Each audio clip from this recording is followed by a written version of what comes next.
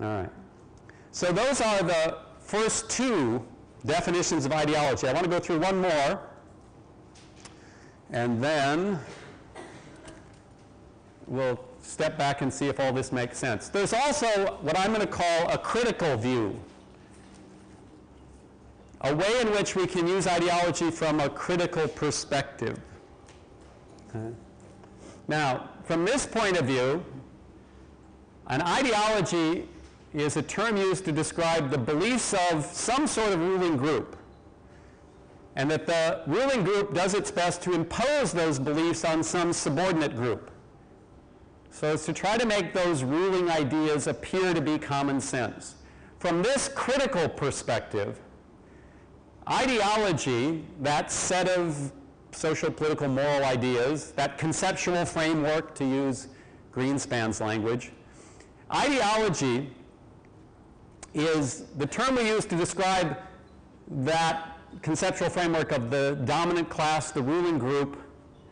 And what the ruling group tries to do is get subordinate groups, people with less power, to accept that ideology and to, in a sense, internalize that ideology. Right? To assume that that ideology is just common sense. Okay. Now, from this point of view, using the term ideology this way, ideology is a tool of the powerful. It's a way people in power obscure the truth of the way the world works. Okay. And the assumption behind this point of view is that ideology can be critiqued. You can step back and try to understand how this ideology of the ruling group was constructed, why it was constructed. And you do that because you want people to better understand how the world really does work. So this is what I'm calling the critical view. It comes originally, excuse me, out of a Marxist perspective, right? Out of a critique of capitalism that says, listen, capitalism is a system in which one group, those who own, command a disproportionate share of the society's wealth and use that wealth to maintain their power, and that the vast majority of people, call them workers, right, live in that system, not really free, but in fact subordinated. And from this point of view, one of the ways that people with power keep power is not simply through force and coercion, but through ideas. From this perspective, we have to look at the way people in power not only maintain power through police and armies. That's one way you maintain power, correct? But you also maintain power in part by getting people beneath you to accept the system. Let's take an obvious example. In this room right now, I have the power. I dictate how the class goes, what we talk about, who talks when. I have all the power. I am all powerful. I am almost godlike in this room, correct? Right? You're not overly impressed, but you're sitting there. The evidence is in front of you. All right, now how do I maintain this power? Well, in part, perhaps because you know that if you rebel, right, that I will impose a punishment on you, and the university gives me the right to use that punishment. And if you really rebel, let's say you don't like your grade and you come after me, I've got the UTPD at my disposal, yes? Right? Close as a phone call. You guys get uppity. I tell you, folks, I got the real power, right? I've got force and coercion. Right? The coercion of grades, the force of the UTPD. But it's a much better system if I can get you to believe that it's in your own self-interest to be here, that the world should be arranged this way. There should be a professor like me. In fact, there should be me.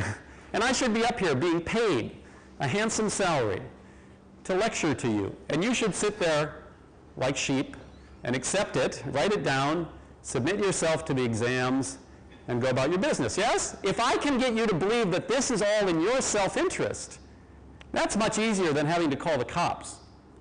Because if I have to call the cops in, oh, it's messy, and you got to wipe up the blood on the floor. It's just, So groups that are in control, ruling groups, dominant groups, call it whatever you like, the folks who run things. And everywhere you look around, with rare exceptions, there is a fairly small group of people who run things. Right? How do they keep control? Well, if you look around, you'll see that force and coercion are part of how people tend to stay in control. But a much more sophisticated, a much more elegant, a much more efficient system of control is to get people on the bottom to accept the system. And that's the use of the term ideology from this critical point of view. That in fact the ruling group, hold on, we'll take questions in a minute, that the ruling group uses that power, and that power comes through the media, it comes through education, it comes through the churches, it can come through lots of ways. Right. So we have three conceptions of ideology. Right. The way it's used in everyday language kind of is an insult, which is usually, I think, a fairly unreflective use of the term ideology. When people use ideology in that first everyday sense as an insult, they're not really thinking about it. They're simply using ideology as a kind of rhetorical weapon to try and attack someone else. Okay. The second use of the term ideology, the sociological view, it strikes me from my point of view is this a sensible way to think about the term. Right? So in that sense, definition number one and definition number two of ideology are kind of mutually exclusive. You see what I mean? If you believe that everyone has an ideology, in other words, if you endorse what Greenspan said about ideology, then that first definition in everyday language really is kind of silly, correct? Definitions number one and two are mutually exclusive, in other words. They're using the term in dramatically different ways. Definitions number two and definition number three, it seems to me, are not mutually exclusive, but are complementary. You can recognize that everybody has an ideology, but you can also make, I think, a plausible argument that in societies with great disparities in power, the ideology of people in control tends to dominate. And that ideology can tend to undermine people's ability to resist that power. So if you're using ideology in that third or critical point of view, you can recognize that everybody has an ideology. It's just that ideologies are used for certain purposes, either to shore up power or to challenge power. So I think definition number one and two don't go together very well, but definitions two and three can. And that's where the interesting discussion is how much is ideology, this thing we all have, how much of it is really used to try to control people? All right, three ways to think about ideology. All of them aim to get us thinking about how in the world Len Downey, one of the most important journalists in the United States who's reached the upper echelons of power in American journalism, can claim to be non-ideological. Again, your task is to sort out through all of these competing ways of thinking about the world and decide what makes the most sense to you, and then use that to try and make sense out of our subject today of journalism. All right, there's a lot of material I just threw out at you, so questions, comments, requests. So the point is a good one, that if you look at the work of people like Paulo Freire, who are critics of the American educational system, and in fact, the sort of traditional educational system, it tracks very well with this third notion of ideology, and it highlights the way in which the educational system is not simply a place to go to learn, it's a place where you go to get socialized into a certain view of the world. And people like Freire would say that in fact the educational system is set up to validate the ideology of the ruling group. Right? So here's how you might suggest it works from this critical point of view. The economic system in which we live produces great disparities in wealth. We've been through the data on this. That's just an observation about reality. Okay? So you have an economic system that produces a small number of extremely wealthy people, a slightly larger group of people with substantial wealth, and then the majority of people who essentially hold no meaningful wealth. Right. Now, we've talked about this before. You've got a system in which a small number of people have a disproportionate share of the wealth. Let's talk about just a small group. Let's say you have 100 people. And in that group of 100 people, there's 2 or 3 that have an enormous amount of wealth, maybe another 10, 15 that have substantial wealth, and then there's 80 people with virtually nothing.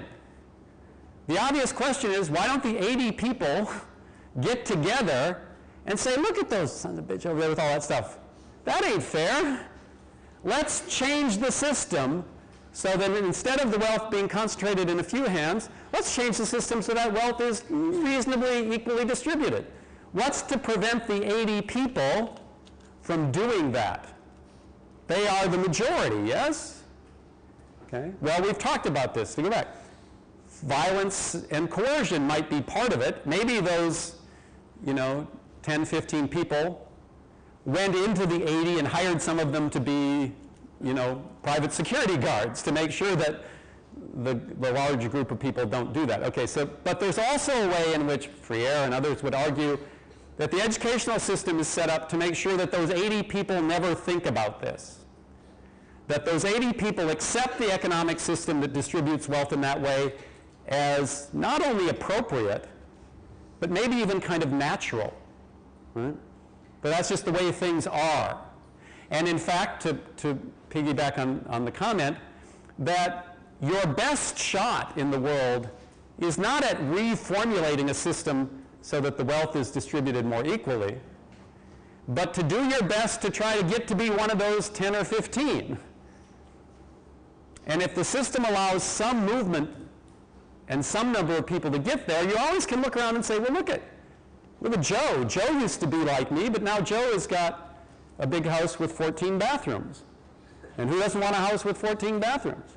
Right? So from this critical point of view, some would argue actually that this ideological work that the ruling group does is more important than the violence and coercion, that it's really this, from this point of view, this illusion that's created through, again, education, through media, sometimes through churches, that is the most powerful force that keeps concentrated power safe. Okay?